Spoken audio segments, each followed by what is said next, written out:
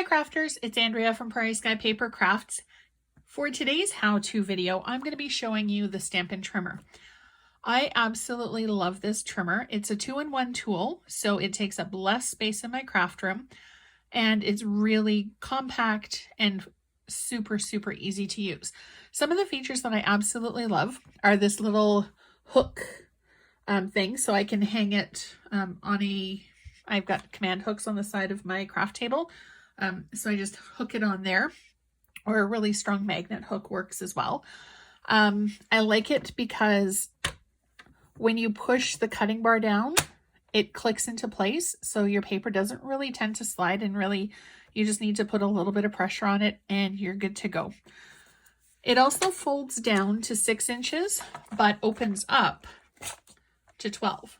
So you just slide out the side rule.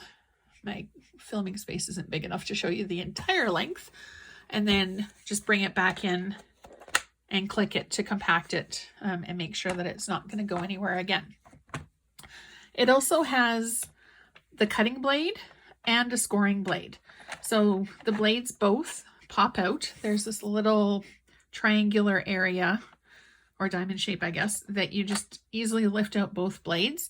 Now, the cutting or the scoring blade just has this little wheel, and the cutting blade is this little sharp, almost X-Acto knife type blade. So to pop it back in, you just angle it, pull it towards you, and off you go. Now, if I'm doing a lot of card making, I like to do all of my scoring first and then all of my cutting. And I either move my blade to the opposite side, especially the cutting blade. The scoring blade is not such a big deal. Or I'll just take it out completely, put it off to the side, and do all of my scoring that way.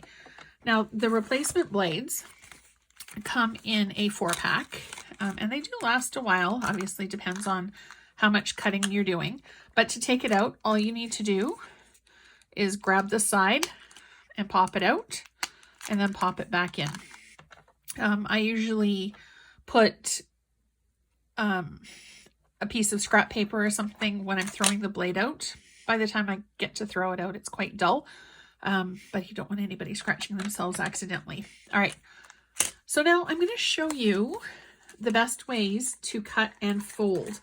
If you're making cards to fit the envelopes that Stampin' Up sells, either the cellophane envelopes or the paper envelopes, you're going to want your finished cardstock at 4 1/4 by 5 1/2. So I usually do my orientation this way, but I'm going to show you both ways. And I'm also going to show you a way to make sure that it's a perfect cut and score every single time. If you've been card making for any length of time, you've had this where the bases don't, or the sides don't quite line up 100% accurately. I'm going to show you how to avoid that. Okay, so I'm going to pop off my cutting blade because I'm going to score. Now, there's ridges on both the top and the bottom, so it doesn't matter which way you line up your paper. So I like to line mine up at the top. And for this card, I'm going to make it 4 1/2. So it's going to be a vertical fold card. So the fold is going to be at the top. So I'm going to do it at 4 1/4. So I've got my edge lined up, and this is the 8 1/2 inch side. So I'm going to score, and I like to do 2. Actually, I'm going to do it the other way. I just realized I'm scoring. Okay, and you want to take your scoring tool bottom to top, or if you've got your paper at the bottom, top to bottom. You want to go the direction that your ridge is lined up so that your paper doesn't go anywhere. If you're going bottom to top, there's a chance that, not so much with the scoring blade, but with the cutting blade, there's always a chance that you might twist your paper just a little bit and your cut will be off just a tiny bit.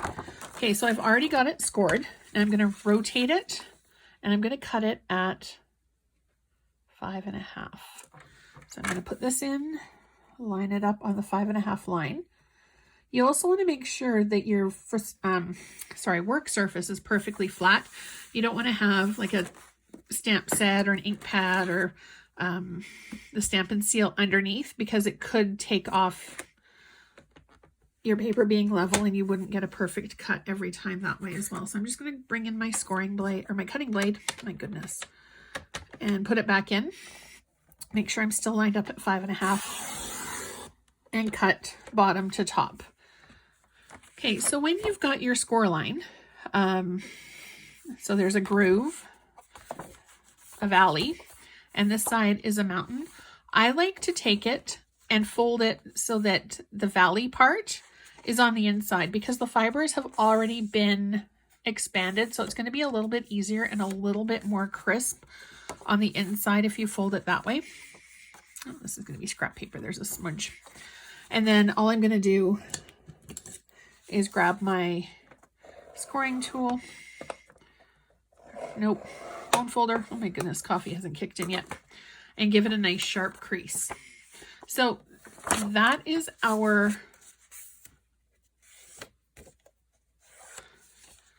what are we going to call that one? I guess horizontal fold, and now we'll do the vertical fold. Okay, so for this one, I'm going to score it at 5.5. So line it up. And by doing it this way, you actually get two cards in 2 actions. Instead of cutting the paper and then scoring it, you're good to go.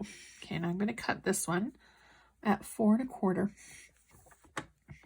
Okay, so push from the bottom to the top and then fold.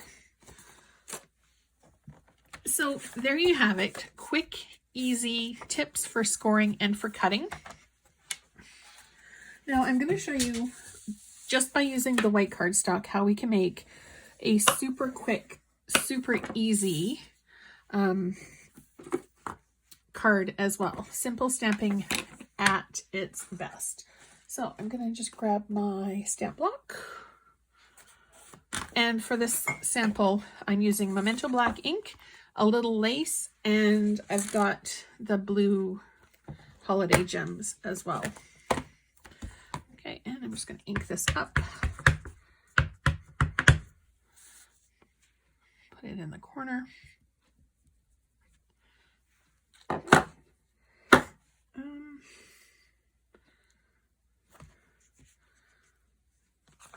And we'll do just a little note to say hello is the sentiment.